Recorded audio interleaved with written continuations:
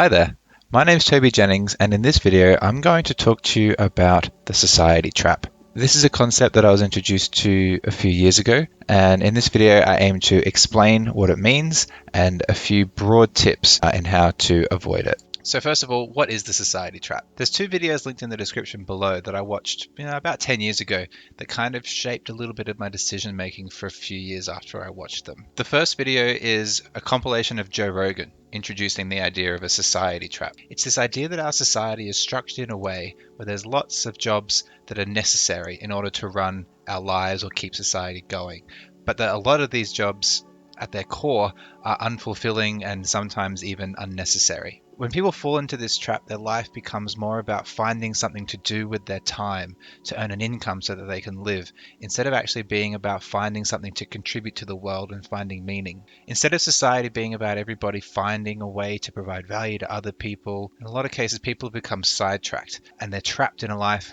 where they feel like they're working for a company that really doesn't provide them any meaning, satisfaction, or purpose. And this is often coupled with a never-ending pursuit of material goods as a reward for this unfulfilling life, where people get trapped in chasing down the next thing, a bigger house, a nicer car.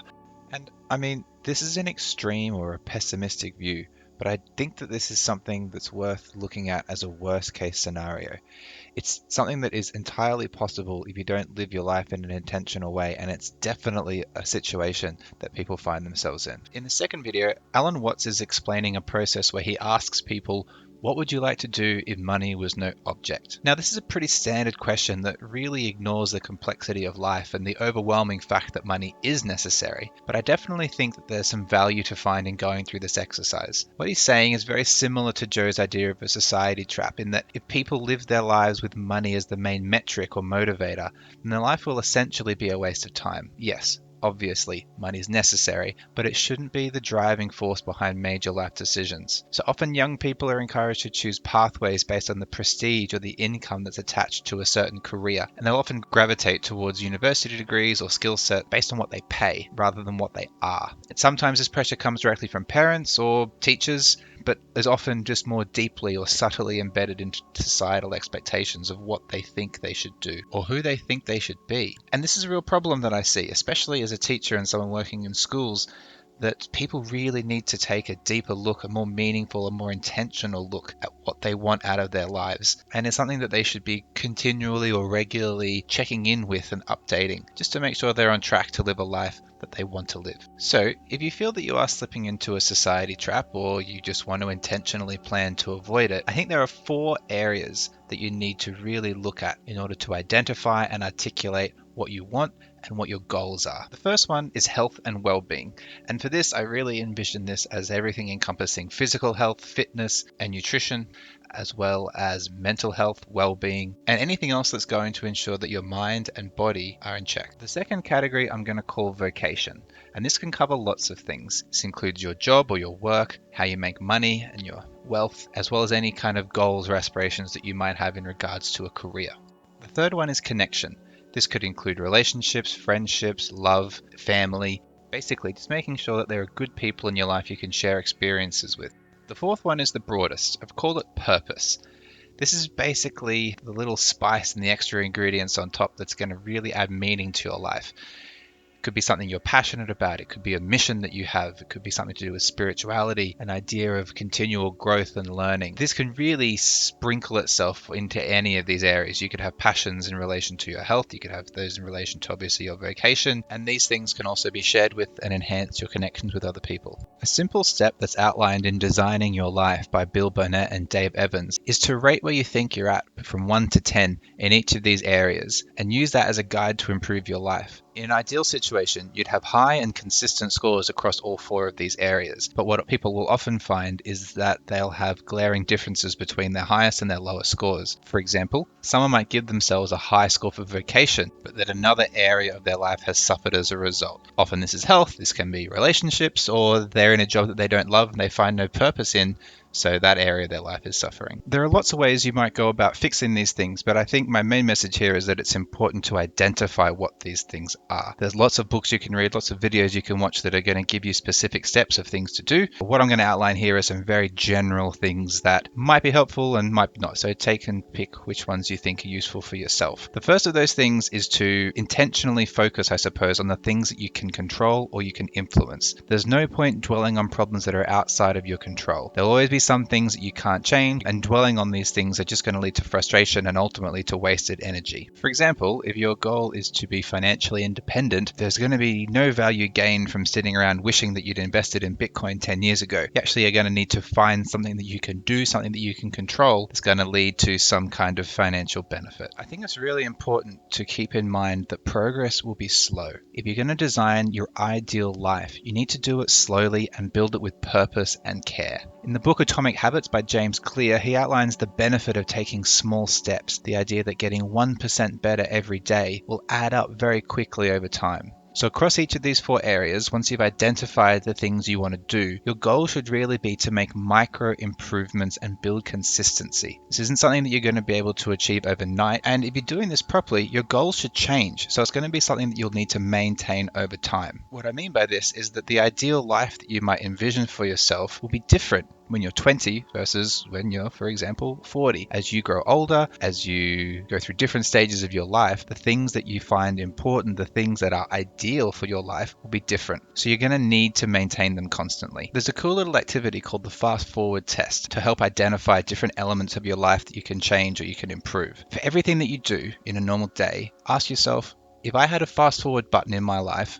would I press it? The thing that I'm about to do, if I could skip it and get to the end, would I press it? If the answer is yes, then maybe this is something that you should think about eliminating or changing in your life, particularly if this is something that you do every day. If you go to your job and every day you would prefer to press the fast forward button, then maybe there's something that you need to address in that job. Remember, we're not making big changes. I'm not suggesting that you quit your job tomorrow, but you need to look for different things that are going to lead to a life eventually where you don't need to press that button anymore. Now, I think this test is most obviously applied to vocation, but there's other areas of your life where it can apply as well. For example, in regards to my health and well-being, I would fast forward through any cardio workout that you gave me. Treadmill, bike, doesn't matter. But I would not fast forward through a BJJ class. So I do Brazilian Jiu-Jitsu.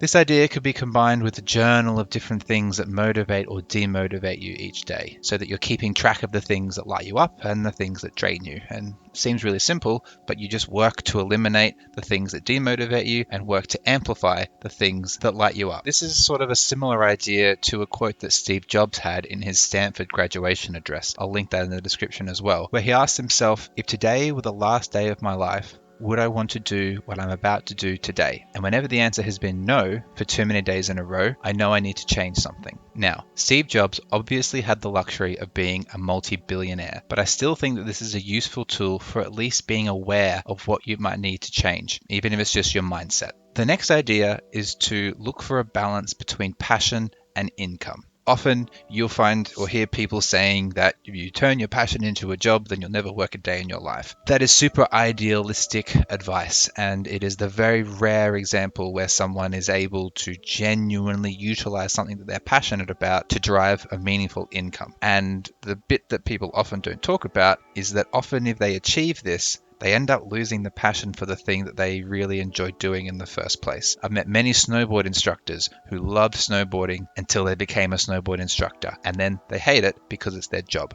The idea should really be to find a balance. And they might not be related. You might find your passion or your purpose from things that aren't your job. You might find your passion from a hobby. You might find your passion from spending time with people. That's fine. They don't have to be connected, but you definitely need to find a balance. You need to be making money, that is a reality, and at some points in your life, you need to be passionate about something. The other thing I would suggest is that it's a really bad idea to confuse fun with passion. You need to find meaning or purpose in what you're doing, but you shouldn't just be narrow-mindedly focused on having fun. They're not the same thing. Another thing that I think is worth considering, particularly for young people, is to lower your economic footprint. A lot of people get trapped by the fact that they need an income and they need quite a little bit of an income. And look, do a little bit of a Google of the Diderot effect to see this idea that once you get a little bit of money and you buy something something nice, that this can very quickly have a little bit of a snowballing effect where you buy a nice couch and then you need a new TV because it doesn't match the nice couch and so on, and it just gets out of hand.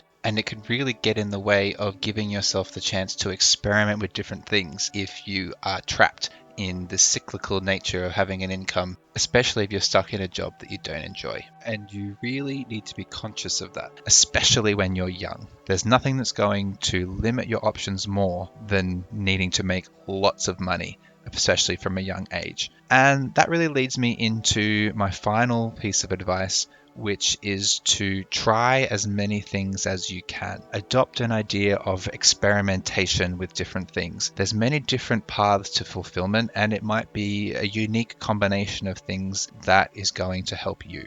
Trying things is a key ingredient to building a life that you enjoy. But it's the step that most people are unlikely to do. They'll have ideas, they'll find things that they want to change, they'll have plans for things that they want to do, but they don't do them. Taking the first step is always going to be the hardest part. So when you're looking at those 4 areas of your life, think about what is the smallest step that you can take to experiment with different ideas. Take a step, and then once you've taken one step, reflect on it. How did it go? What went well? What didn't go well? Adjust where you need to adjust, and then take another step. And it's, again, this idea of small micro changes, micro additions to your life that are going to, over time, build a life that you really love. If you've made it this far, thank you for watching my video on the society trap. This is my first real video where I'm diving into a topic.